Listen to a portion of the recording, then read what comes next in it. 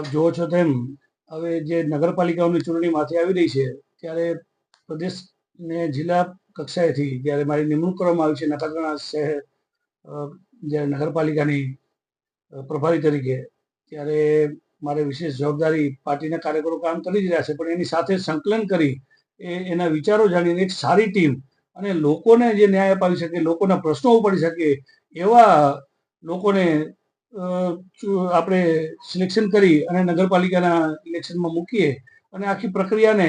પારદર્શિતા કરી દરેક સમાજને ન્યાય મળે, દરેક લોકોના પ્રશ્નો માટે ન્યાય મળે એવા લોકોને જે ઉમેદવારી કરાવી શકીએ. તો એના માટે જ્યારે પાર્ટી જવાબદારી આપી છે ત્યારે અમે લોકોએ આના માટે શહેર કોંગ્રેસના પ્રમુખ અને તાલુકા કોંગ્રેસના પ્રમુખ તેમજ જિલ્લા પ્રમુખ અને અમારા પ્રદેશના મહામંત્રીઓ સાથે પણ બેઠક કરી અને આગામી રણનીતિ માટે અમે તૈયારી કરશું. ત્યારબાદ જેમ કે અત્યારે પાર્ટીના સંગઠનની અંદર કામ કરતા લોકો છે એને ક્યાંક ને ક્યાંક ન્યાય મળે, તેમજ એવા ઘણા બધા નખત્રાણાની અંદર પ્રશ્નો છે. આપ જુઓ છો તેમ વર્ષોથી નખત્રાણાની અંદર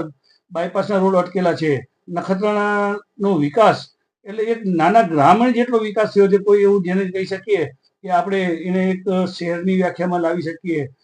એવા કોઈ રસ્તાઓ નથી એની ગટરની સમસ્યાઓ, એટલી બધી ગટરની સમસ્યાઓ છે કે લોકોના પ્રશ્નો, બજારના પ્રશ્નો હોય, વેપારીના પ્રશ્નો હોય, એવા ઘણા બધા પ્રશ્નો છે. અને જ્યારે નગરપાલિકા આપી છે સરકારે, ત્યારે અમારે એક ભૂમિકા એવી રહેશે કે સારી એવી લોકોની ટીમ ઉતારી અને વર્ષોથી જે ભાજપની ત્યાં જે કામ કરી રહી છે બોડી, જેનાથી લોકો બહુ ખૂબ જ અસંતુષ્ટ છે. જેમ કે પંચાયત લેવલથી કરીને તમામ ક્ષેત્રે એ લોકો જ્યારે નિષ્ફળ ગયા હોય, ત્યારે જ્યારે નવી નગરપાલિકા થઈ રહી છે ત્યારે અમારી એક સારી ટીમ ઉતારી અને લોકોને ત્યાં ન્યાય અપાવવા માટે અમે પ્રયત્નો કરીશું અને લોકોના પ્રશ્નોને હલ કરવા માટે વર્ષોથી રસ્તાઓ જે છે એ આપ જોવો છો તેમ શહેરની વચ્ચેથી મધ્યથી હેવી વાહનો નીકળી રહ્યા છે.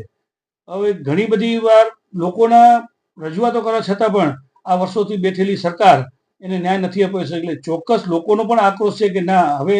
આની અંદર આપણે ફેરફાર કરવો જોઈએ. અને ત્યારે નખત્રાણાની અંદર લોકોની અપેક્ષાઓ ખૂબ છે, કારણ કે વર્ષોથી એક જ ચક્રી શાસન જોયું છે અને કોઈ પ્રશ્નો હલ નથી થતા. ત્યારે અમને પણ આશા છે કે લોકો અમારી સાથે રહી અને નગરપાલિકા પ્રથમ કોંગ્રેસ પોતાની બનાવશે. અને લોકોને પણ અમે અપીલ કરી છીએ કે આપ સૌ સાથે રહી આપણે આ નખત્રાણાનો વિકાસ થાય, વિકાસ માટેના પૂરતા પ્રયત્નો કરીએ અને આપ સૌએ સાથે રહી કામ કરીએ તો ચોક્કસ નખત્રાણા આવનારા દિવસોની અંદર એક સારું એવું શહેર થઈ અને